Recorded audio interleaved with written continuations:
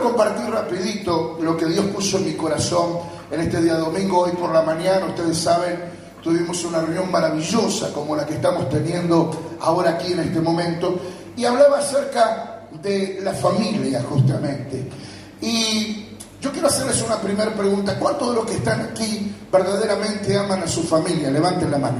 ¿Cuántos aman a su familia? A pesar de que uno no la elige, ¿no? Viene en el combo, con defectos, con virtudes, con buenas y con malas, pero amamos a nuestra familia. Ahora, hay una pregunta más aguda que quizás le va a costar un poquito levantar la mano, pero yo les pido que sea sincero. ¿Cuántos de los que están aquí tienen peleas familiares? ¿Sí o no? Bueno, bienvenido al mundo real. Tu familia es muy normal, porque en todas las familias hay discusiones y en todas las familias hay peleas. ¿Cuánto tiempo lleva esa pelea en el seno de tu casa o de tu familia? ¿Cuánto? ¿Un mes? Dice la hermana. ¿Un año? ¿Más? 5 años, 10 años. Pastor, que yo tenga uso de memoria, me parece que el conflicto de mi familia viene de larga data. Bueno, hay conflictos que son de larga data y conflictos que están ahí irresueltos y que vos sabés, ¿verdad?, que forman parte del ámbito familiar. Ahora, ¿por qué motivos a veces hay peleas en la familia? A ver, ¿quién me sabe decir? ¿Por qué motivos hay peleas? Por envidia, por diferencias, por desacuerdos. A mí me pica el dedo. ¿Por plata o no? ¿Sí o no? ¿O no hay peleas por plata? ¿No hay peleas por herencia? ¿No hay familias que se pelean? Terrible, ¿no? Se muere el abuelo, la abuela, la tía, papá, alguien, y aparece el tema de herencia y aparecen todos los escándalos habidos y por haber. ¿Por qué otro motivo más hay peleas en la familia? Por celos, envidias, destrato, maltrato. ¿Por qué otro motivo más hay peleas en la familia? Por trabajo, por mentiras, por engaños, por egoísmo, ¿sí o no? Gente que es muy egoísta, no le gusta compartir, ¿no? Y que de repente no está en acuerdo en que alguien se le acerca, le muerde la mano enseguida, por más que sea familia. Y a veces también hay peleas por sonceras, ¿o no? ¿No hay peleas por sonceras, sí o no? Ahí está. Hay familias que se pelean por sonceras, que si vos te preguntás por qué estamos peleados, nadie te sabe decir. Simplemente un día alguien levantó la voz, o algún día alguien discutió, o alguien un día pidió mal la sal, o algún día uno se quejó, o tuvo una mirada despectiva, y a partir de ese momento las cosas no volvieron a ser iguales en la familia. La familia se quebró, ¿verdad? Ahora, quiero que preste atención, porque esto pasa en todos los hogares. En todos, se lo puedo asegurar, en los hogares de los pastores, de los obispos, de los reverendos, de los curas, del más encumbrado hasta cualquier hijo de vecino. En todos los hogares se cuece nada. Ahora, cuando un problema, ¿verdad?, se prolonga en el tiempo, lleva mucho tiempo y no se resuelve, no se soluciona, el problema no es el problema. El problema es que se descuidó el lazo afectivo. El problema es un disparador. El problema realmente es que se descuidó la construcción afectiva que tiene que tener una familia para mantenerse unida como tal. Antes, la familia por ahí decía, pasamos la fiesta juntos, los domingos comemos juntos, y es religioso que los domingos al mediodía la pasta de la nona, o los fideos, o los ravioles, o las empanadas. Eso era religioso, ¿verdad? O la construcción, el lazo afectivo se sostenía a través de nos llamamos, nos juntamos, vamos al cumpleaños todos juntos, vamos a las fiestas todos juntos, organizamos Navidad todos juntos, ¿sí o no? Nos ponemos de acuerdo, sacamos a los chicos a pasear, los llevamos al parque todos juntos, todos los primitos, para que disfruten. Ahora, ¿qué es lo que sucede? En un momento se descuidó el lazo afectivo, se descuidó la construcción afectiva y la familia comenzó a implosionar, a romperse hacia adentro. Cuando los lazos afectivos se mantienen a pesar de los errores, a pesar de los problemas, la familia se mantiene unida. ¿Por qué? Porque se privilegia el lazo afectivo. Se privilegia el amor, la comprensión, el cariño, la sangre. Somos familia, no nos podemos llevar mal. Entonces el problema se habla y se resuelve. Se habla y se arregla.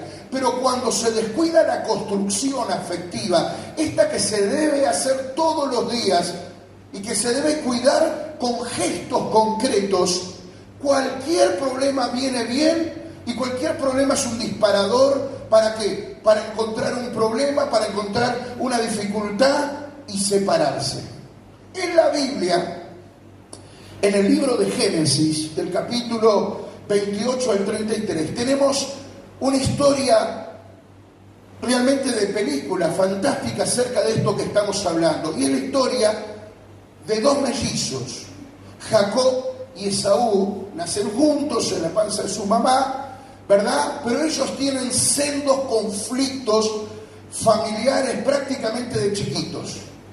Esaú y Jacob, que convivieron 9 meses en el vientre de su madre, tendrían que haber estado destinados a ser pegotes, a ser unidos, a ser buenos hermanos, a llevar prácticamente la familia juntos. No fue así, sino que llegaron a desconocerse, llegaron a odiarse, a tal punto que Esaú en una oportunidad decidió perseguir a su hermano Jacob para matarlo, para vengarse, para quitarle la vida. ¿Y por qué ocurrió eso, pastor? Dirá usted. ¿Cómo puede ser que dos mellizos en el seno de una familia que aparentemente conocía a Dios pudiesen llevarse tan mal? ¿Y sabe por qué? Porque sus padres, sus papás, no le enseñaron a estos dos mellizos a cuidar el lazo afectivo, sino por el contrario, los padres cometieron el error de hacer diferencias entre uno y otro. Ellos nacieron, se criaron viendo diferencias, viendo que mamá prefería a Jacob porque Jacob era más de la casa. Él era un muchachito de ayudar en la limpieza, en la cocina, mamero, de esos que hacían siempre las tareas del hogar, hacer la cama y él la hacía. Esaú, era más salvaje, era de esos que no quería estar mucho en la casa, era más rebeldón, pero su padre Isaac lo amaba, lo prefería, porque a Esaú le gustaba ir a cazar con Z, y traía la comida, y entonces traía animales y traía carne, ¿verdad? Entonces el padre Isaac prefería a Esaú y Rebeca prefería a Jacob. Y ellos crecieron con esas preferencias, con esas diferencias, que hicieron que en vez de ser hermanos unidos, se convirtiesen en rivales. Entonces, y en primer lugar, ¿por qué muchas veces una familia se cae? ¿Por qué muchas veces una familia se rompe? ¿Por qué los lazos afectivos de familia, la construcción afectiva, a veces se disgrega y se rompe? En primer lugar, y es fuerte este concepto, por el error de los padres. Por un error de los padres. Porque a los padres no les interesó cuidar el lazo afectivo. Son esa clase de padres que puertas para adentro hablan mal. Dicen: tu tío es un borracho, tu abuela es una chusma, tu tía es una serpiente, tus primos son todos nariz parada. Entonces, obviamente, si esas son las conversaciones, si esas son las cosas que se hablan dentro de la casa y del hogar, ¿cómo se va a construir un lazo positivo? ¿Cómo se va a cuidar el amor de familia? Entonces, muchas veces los niños ya desde pequeños van descuidando el lazo de familia. ¿Por qué? Porque sus mayores, consciente o inconscientemente, están manipulando sus emociones y sentimientos. Y ni que hablar en hogares ensamblados, ni que hablar en hogares donde infelizmente ha habido una separación. Imagínese ese hogar de padres separados, donde ella le dice a cualquiera de sus hijos: tu padre es un atorrante, él no nos quiere, se gasta la plata por ahí, ya tiene otra mujer, esto, aquello, lo otro, bla, bla, bla. ¿Sí o no? ¿Me va entendiendo? ¿Qué es lo que va a pasar ahí? Obviamente, los vínculos de familia se van a romper y la familia se va a caer como un castillo de naipes. Imagínense esos hogares ensamblados donde, como dijimos recién, hay chismes, egoísmos, murmuraciones, donde la convivencia es difícil. Si no se cuidan los climas, si no se cuidan las palabras, si no se cuidan los gestos, es obvio que la familia, tarde o temprano, se va a quebrar, se va a romper. Esto fue lo que pasó en la familia de Isaac y de Rebeca. Hubo preferencias, hubo hijos especiales. Entonces estos hermanos nacieron, o se criaron, mejor dicho, como rivales y no como hermanos, porque sus propios padres le inculcaron eso. Una de las palabras que a mí me llamó mucho la atención en mis primeros meses de estadía en San Juan fue la palabra regalón. Y a veces había personas que se acercaban para decirme: pastor, este es el regalón de la familia, este es mi regalón. Y es una frase que yo entiendo, y voy a hacer esta aclaración para que nadie se me ofenda, que muchos la expresan con todo el corazón, realmente es una frase muy sentida, pero es poco acertada. Porque cuando uno dice este es el regalón, uno está poniendo a uno por encima del otro. Si yo digo Walter es el especial, por ende estoy poniendo a su hermano un peldaño abajo. Si digo él es el regalón, significa que yo ya estoy teniendo una preferencia hacia él por sobre su hermano. Y así esto aplica si tenemos 2 o 3 o 4 hijos. ¿Y cuántos hogares cometen ese error de tener el nene especial, el preferido, el regalón? Yo entiendo que a veces hay situaciones especiales, ¿no? Que uno dice, lo que pasa es que él es más pegote, ella es más del papá, él es más de la mamá, ella estuvo a mi lado, es que yo, es el Benjamín de la familia, ya lo tuve de grande.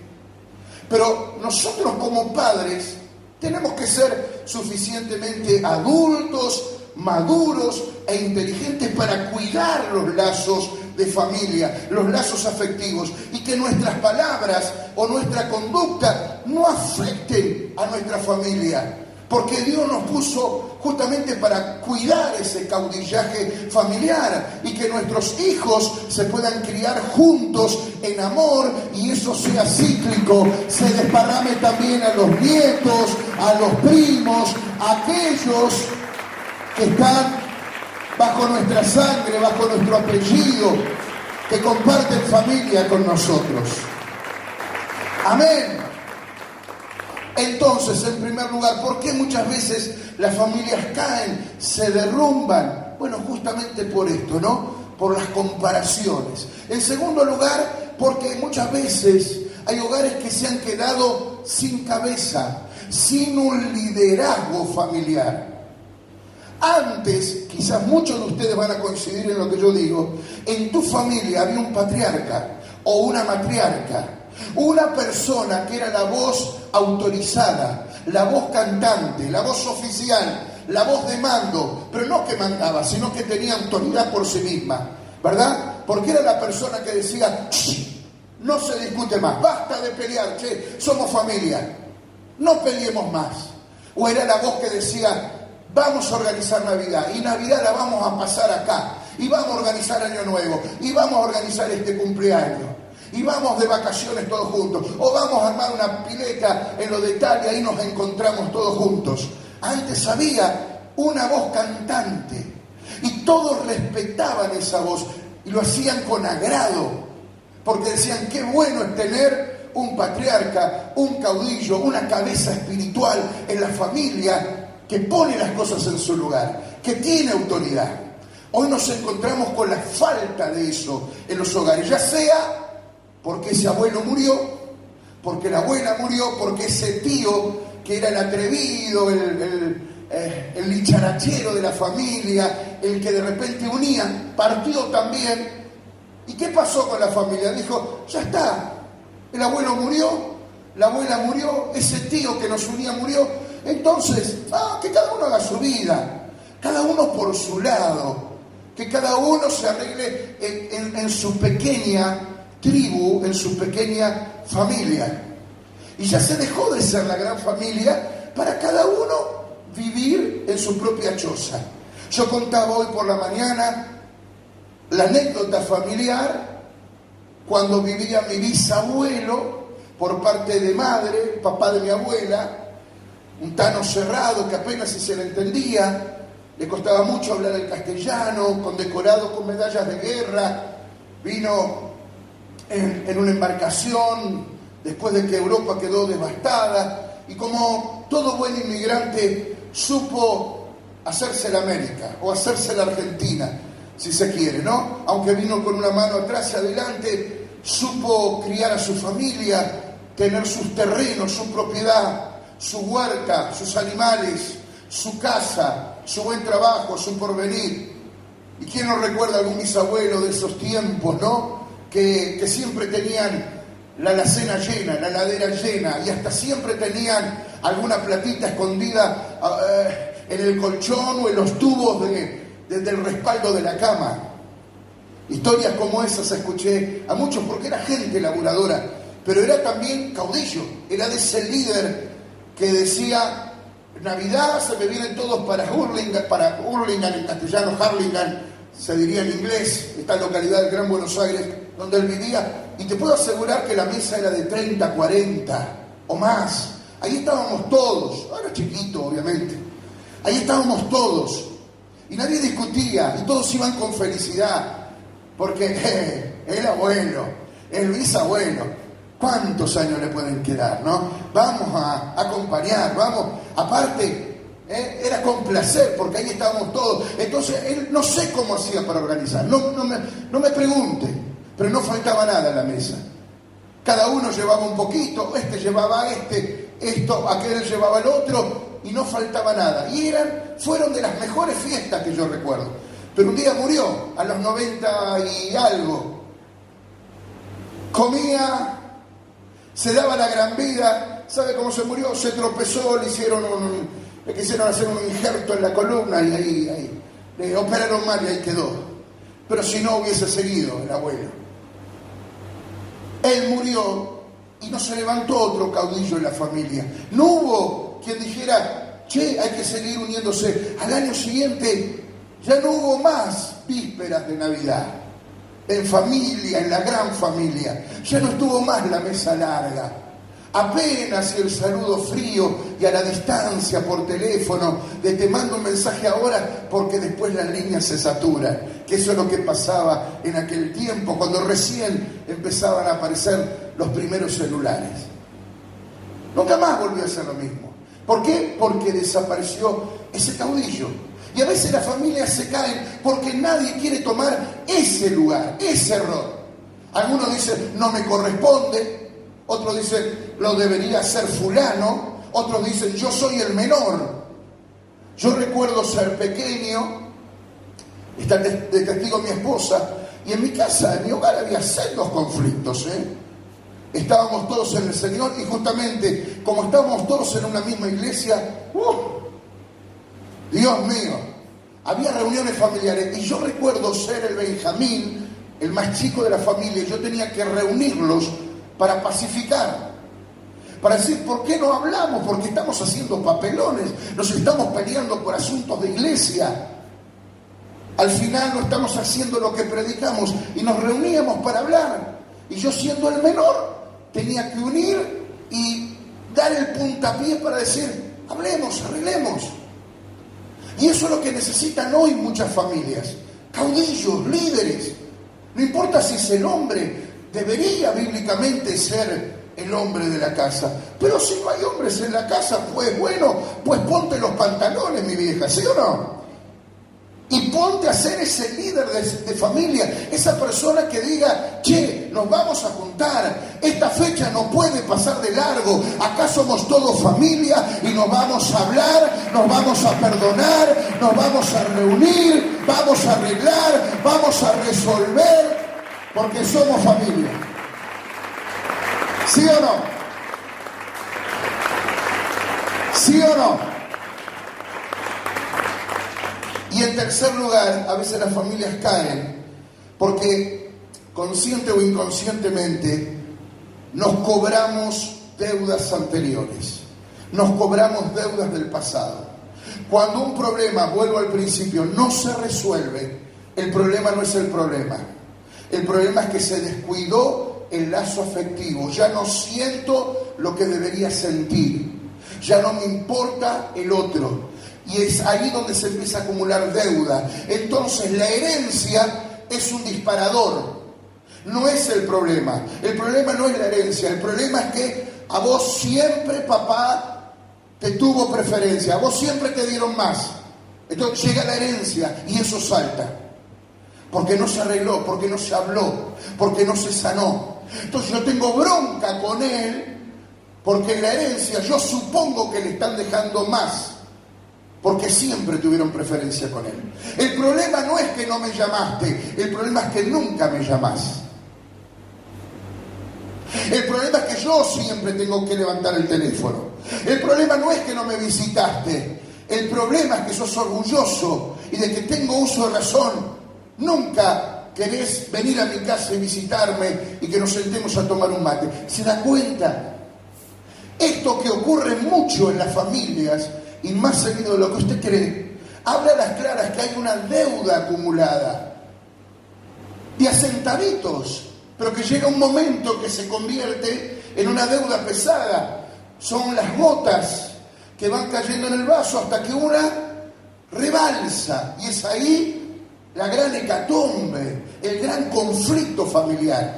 Pero en realidad la última gota no fue el gran conflicto, fue la que hizo rebalsar el vaso, la acumulación de gotas y gotas y de cosas no habladas y de deudas en el corazón y de sentimientos negativos y de cosas que de puertas para adentro uno dice, déjala. ¿Y acaso no nos importa? Sí te importa, porque si estás hablando de eso sí te importa.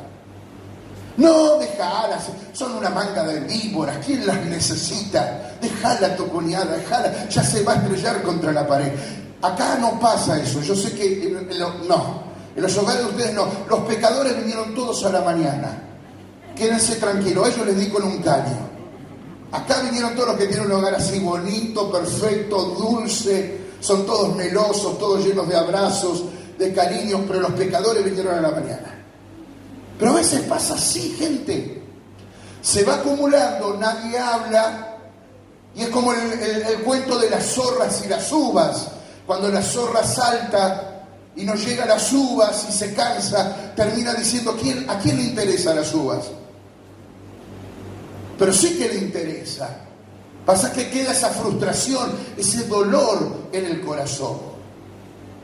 Y es donde empieza a surgir el orgullo. Yo no voy a dar el brazo a torcer, yo no me voy a humillar, yo ya hice lo que tenía que hacer, es que a mí siempre me hacen lo mismo, yo soy el último orejón del tarro, yo soy la última, y entramos a victimizarnos, y ese rol no ayuda para nada en resolver los conflictos de familia.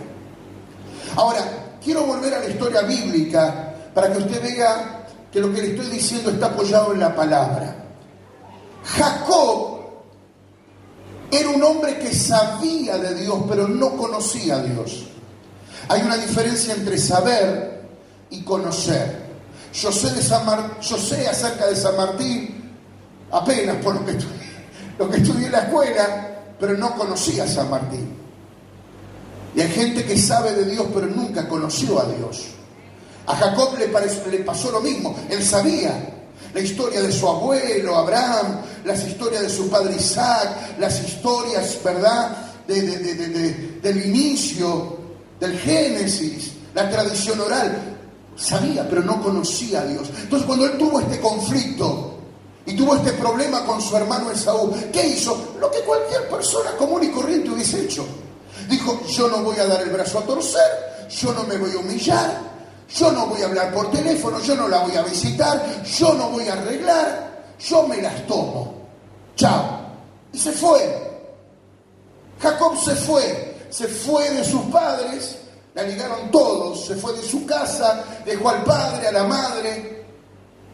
Obviamente intentó sacar a Esaú, de su corazón, porque también le había nacido ese odio visceral, esa bronca, y emprendió su camino, diciendo, bueno, ya me voy a olvidar, como muchas personas hoy también quieren sacar cosas de su corazón, diciendo, ya el tiempo va a curar las heridas, ya el tiempo va a poner paños de agua fría, ya el tiempo va a hacer que todo cure, porque en definitiva, ¿sabes qué? Ya no me interesa fulano de tal. Ya no me interesa la fulana, ya no me interesa la familia, mejor solo que mal acompañado. Y a veces son las uvas que la zorra, como no puede alcanzar, se autoengaña.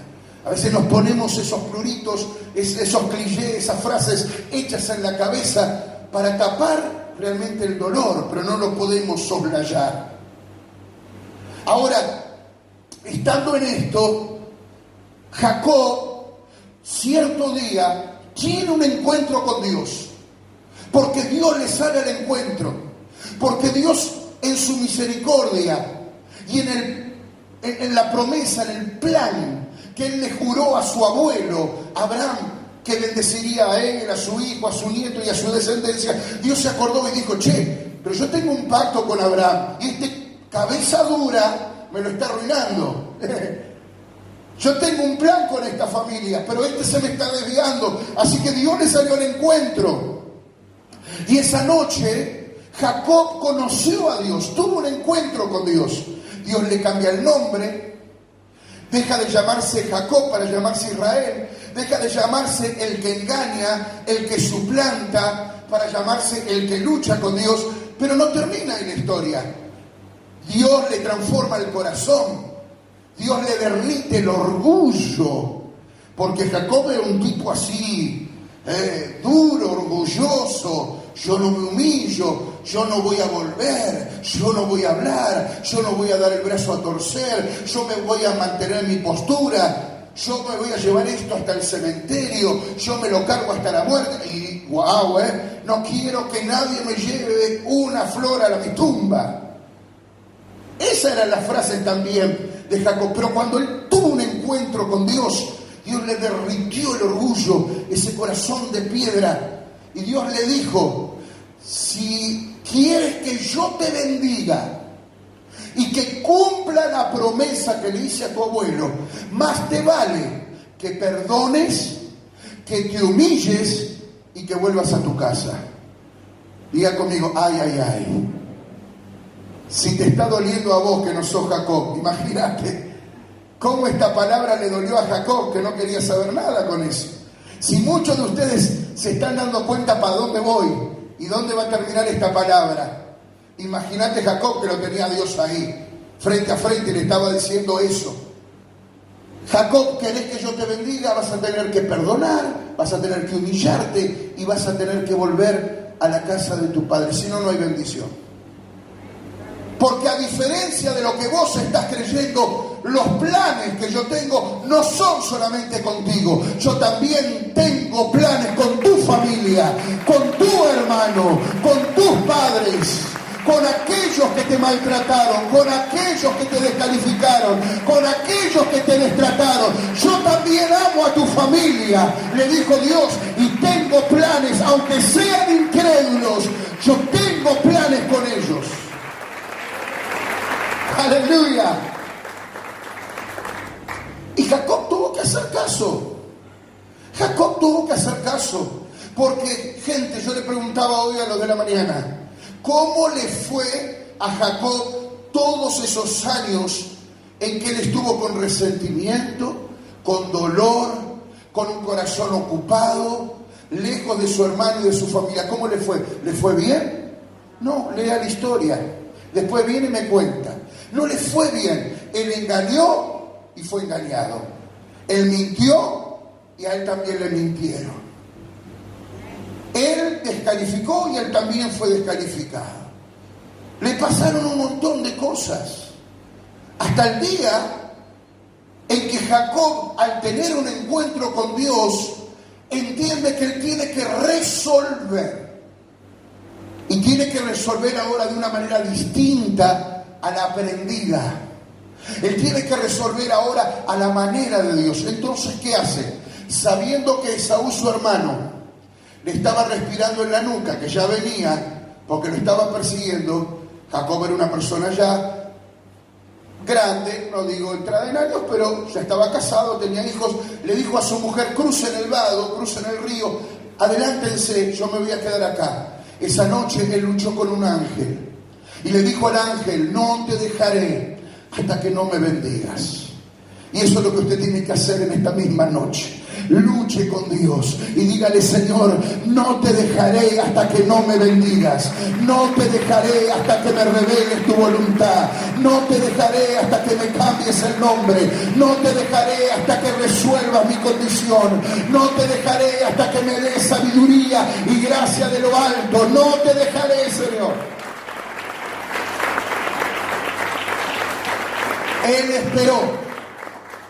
Él esperó a su hermano solo. Porque hay problemas de familia que tú tienes que resolver sola o solo. Te da miedo, te da pánico. Siempre buscas estar con alguien más. Lo dices para testigo, mentira. Te da pánico quedarte con esa persona y resolver y arreglar. Pero hay problemas de familia que solamente lo puedes arreglar tú. No necesitas multitud. Por el contrario, tienes que alejarte de la multitud, de las voces que te pueden influenciar, que te pueden hacer la cabeza. Aun cuando sean íntimos, tú tienes que decirle: este tema es mío, este tema yo lo arrastro de chiquito, este tema lo tengo que hablar a solas con mi hermano, este tema lo tengo que hablar a solas con mi mamá. Este tema es entre mi papá y yo. No quiero a nadie más. Solamente Dios entre nosotros de testigo. Así fue que hizo Jacob. Se quedó solo con Dios. Tú solo con Dios, tú sola con Dios, eres mayoría. ¿Y qué fue lo que ocurrió, pastor? Si Esaú venía furioso, sacado, si Esaú no sabía nada de lo que estaba pasando en el corazón de Jacob, pues miren lo que dice Génesis 33:4. Pero Esaú corrió a su encuentro y le abrazó y se echó sobre su cuello y le besó y lloraron. Aquella jornada debió haber sido una jornada sangrienta, sin nada, por golpes de puño hasta desfigurarse. Aquella jornada estaba planificada para ser la jornada de uno de los dos sale patitas para adelante. Sin embargo, desde el momento que Jacob decidió hacer la voluntad de Dios y resolver, reconstruir el lazo afectivo, sin pedir explicaciones, sin demandas, sin justificaciones de una u otra parte, Dios intervino y obró tanto en su corazón como en el corazón de su hermano. Porque ¿cómo puede ser que Esaú, que ya venía dispuesto a matarlo, de repente corre hacia él, lo abraza, lo besa y lloran juntos y recomponen su relación? Es porque Dios vio el corazón de Jacob. ¿Cuántos dicen amén en esta noche? Cuando tú te dispones a perdonar, a humillarte, a resolver, a recomponer lazos que el tiempo rompió, que las onceras rompieron, que un WhatsApp rompió, que una llamada o una no llamada dificultó. Cuando tú te dispones como Jacob a decir: para mí es más importante el vínculo amoroso, el vínculo afectivo, que un metro cuadrado de tierra. Cuando tú te dispones a decir: para mí es más importante la sangre, la familia, la paz, la unidad, la concordancia, que $1 más o $1 menos de la abuela, o el maldito orgullo de ver de quién gana esta guerra, como si en una guerra alguien de los dos saliera ganando. Cuando tú te decides como Jacob a ponerte en ese lugar de caudillo y no volver a ese pasado, a decir, pero lo que pasa es que papá te quiso más a vos, no, lo que pasa es que mamá. Los problemas no se arreglan con justificaciones, con enrostrarse el pasado, con volver a sacar la basura de abajo de la alfombra. Los problemas no se arreglan ni por WhatsApp, ni por teléfono, ni por indirectas en Facebook, ni a través de palomas mensajeras, ni buscando testigos a tu favor, ni buscando cómplices, que a veces es el gran error que cometemos los adultos. Buscar cómplices, saber quién piensa como yo, como si la razón fuese hacerte más feliz. Aunque tú tengas la razón, eso no te va a hacer más feliz. No va a sanar tu corazón. Si tú realmente te interesa, si realmente te interesa la familia, el matrimonio, los hijos, los nietos, los sobrinos, papá, mamá, el abuelo, la abuela, el vínculo familiar. Hoy es la noche. Hoy es el día de resolver, de tomar una decisión, de hacer algo. Quizás haya gente aquí que diga, pastor, mire, está muy lindo el mensaje y yo suscribo, le pongo amén, pero para mí, a mí ya no me importa. Para mí es una historia terminada. Para mí es pasado. Yo puse un punto y aparte. Te lo digo yo porque ya te lo dijo el Espíritu Santo. Eso es mentira. Ni vos te lo crees. Estás pensando todo el día en eso. Hay algo y tú sabes que hay algo que le falta a tu corazón. Pero el orgullo puede más. Pero el no dar el brazo a torcer a veces puede más. Y eso es lo que Dios quiere transformar en esta noche. No digas no me importa. Porque en esa frase no obra el Espíritu Santo. Dile al Señor como le dijo Jacob, ayúdame a resolver. Los que estuvieron el primer viernes del año aquí y pusieron la mano sobre la piedra de Jacob, escucharon la lectura de Génesis capítulo 28, donde Jacob hace un voto con Dios. Y en una de las frases de su oración, él le dice, y si me hicieres volver en paz a casa de mi padre, entonces Jehová será mi Dios. Entre tantas otras cosas, Jacob le pide, Señor, dame la valentía, dame el coraje de volver a la casa de mi padre, de recomponer los vínculos familiares, porque yo no puedo andar así suelto, porque ahora soy un hijo de Dios y yo sé que así como me amas a mí, también amas a mi familia. El error que cometemos, y finalizo con esto, nosotros los cristianos, es que por venir a la iglesia nos creemos exclusivos. Creemos que el plan de Dios es con nosotros nada más.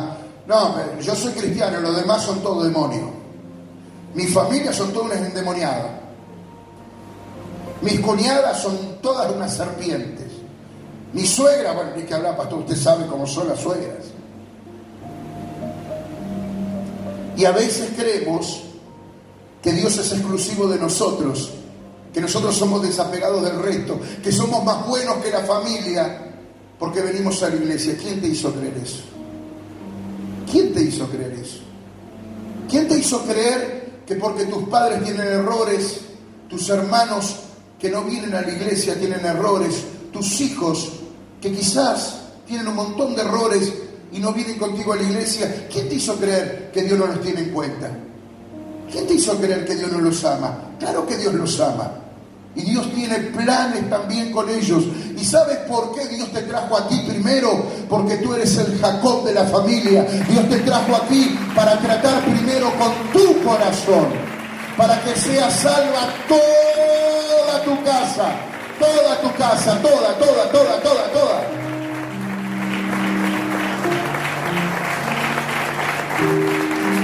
Aleluya.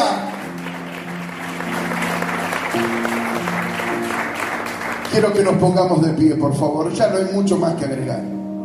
Simplemente ahí donde estás, inclina tu rostro, cierra tus ojos y dile: Señor, yo quiero recuperar a mi familia.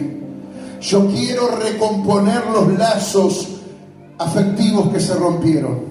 Yo quiero volver a construir con tu ayuda, Espíritu Santo, una familia unida y feliz, bendecida. Yo quiero ser ese pionero, yo quiero ser ese nuevo líder, yo quiero ser ese caudillo, yo quiero ser esa matriarca, yo quiero ser esa persona que tenga la valentía de unir nuevamente a la familia. No sé si lo voy a lograr o no lo voy a lograr, pero al menos lo quiero intentar. Dile: Señor, yo no quiero quedarme en el quizá. No quiero preguntarme qué hubiese pasado si. Yo quiero hacerlo. Y no voy a esperar a más adelante en el año, voy a hacerlo ahora. Quizás aquí hay padres que en esta misma semana se tengan que acercar a sus hijos y decirle: perdón, porque yo sé que hablé cosas que te hicieron tomar partido, quise manipular tus emociones cuando yo estuve enojado, cuando yo estuve enojada. Yo te hablé mal de tu padre, no debía haberlo hecho. Yo te hablé mal de tu abuela, no debía haberlo hecho. Yo te pido perdón. Vamos a orar por la abuela, vamos a orar por papá, vamos a orar por esa prima, vamos a orar que Dios recomponga. Alguien tiene que tomar hoy aquí esa decisión. Hoy alguien aquí se tiene que levantar con el poder del Espíritu Santo y decir: yo voy a marcar el rumbo, el camino para mis hijos. Quizás hay dolor, quizás en la familia hay temas tabúes, quizás hay resentimientos, vuelvo a reiterar, porque en un momento alguien habló algo que no debió hablar, alguien juzgó, alguien lastimó, alguien prohibió, alguien rompió los lazos, alguien dijo: no vas más, o es él o soy yo, elegí, o te vas con tu padre o te quedas conmigo. Y fue lo peor que pudiste haber hecho. No es así, no es de esa manera. Quizás hay alguien aquí que una y otra vez traspasó su frustración al resto de la familia, y eso fue erosionando la familia. Pero hoy, al igual que Jacob, tú tienes la inmensa posibilidad de decirle: Señor, hoy yo te conozco. Hoy yo te conozco. Hoy mi corazón es diferente. Te entrego mi orgullo, te entrego mi pasado, te entrego mis errores. Y a partir de hoy me voy a humillar y voy a recuperar y recomponer ese vínculo que estaba roto. Alguien aquí en esta misma semana tiene que recuperar vínculos. Si realmente te importa más el cariño, la familia, si realmente el amor de Cristo está en ti, recompone ese vínculo. No dejes que ese problema rompa el puente para siempre. No permitas que esa situación los distancie para siempre. Si tomas la decisión hoy de hacer algo por tu familia, Dios te va a respaldar, Dios te va a bendecir. Pon tu mano derecha ahí en tu corazón y empieza a hacer tu oración. Comienza a hablar con Dios, decir: yo perdono a papá, yo perdono a mamá, yo perdono a la abuela. Yo me desligo en esta hora, me limpio de toda palabra de descalificación que quedó clavada en mi corazón.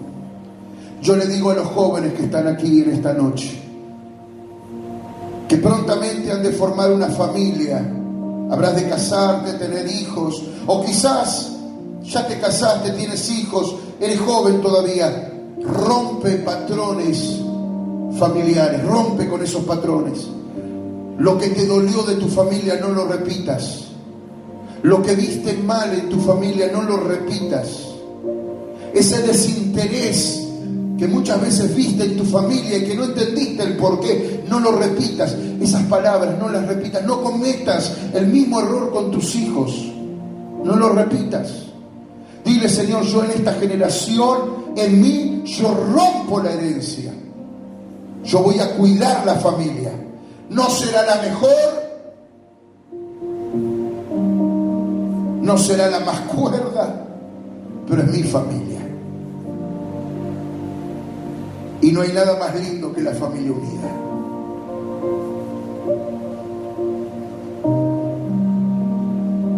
Tus hijos se pueden equivocar, siguen siendo tus hijos.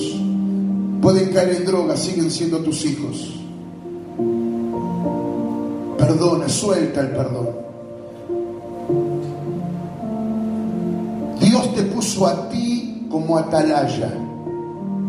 Varones, tomen su lugar. Dios te levanta en tu familia como caudillo. Tú eres la voz, no tengas miedo, eres la voz. No la voz del autoritarismo, la voz de la autoridad. Eres la voz, Dios te dio autoridad, eres la voz. Hay momentos, aún donde tus padres, ya estando mayores, necesitan que tú le digas: papá, mamá, quédense tranquilos, yo pago las cuentas. Yo llevo adelante la familia, las decisiones ahora las tomo yo porque ustedes ya decidieron mucho. Ahora me toca a mí ponerme al frente de todo esto. Te lo van a agradecer. Alguien se tiene que levantar para decirle: mamá, ya no te hagas mala sangre. Papá, anda pensando ya en retirarte en tu jubilación. Nosotros vamos a ayudar. Alguien tiene que hacer algo. Aunque no tengas todas las herramientas, pero como Jacob, procura hacer algo para sacar a tu familia adelante, para mostrar que eres diferente, que has aprendido de la palabra, de la revelación del Dios al cual tú sirves aquí en la iglesia. Vas a ver cómo Dios va a hacer cosas maravillosas en tu familia. Honra a tu padre y a tu madre, honra las canas en su vejez y recompone los vínculos que el diablo rompió. Pasa por alto los errores y enfócate en las virtudes. Empieza a hablar con tu familia de las cosas que unen, no de las que separan. Toma la iniciativa de dar ese abrazo cuando nadie te lo pida, de hacer ese llamado cuando nadie lo espera, de caer en esa visita cuando nadie estaba esperando esa visita. Toma esa decisión y vas a ver cómo Dios se va a glorificar en tu situación. Mi Dios y mi Padre.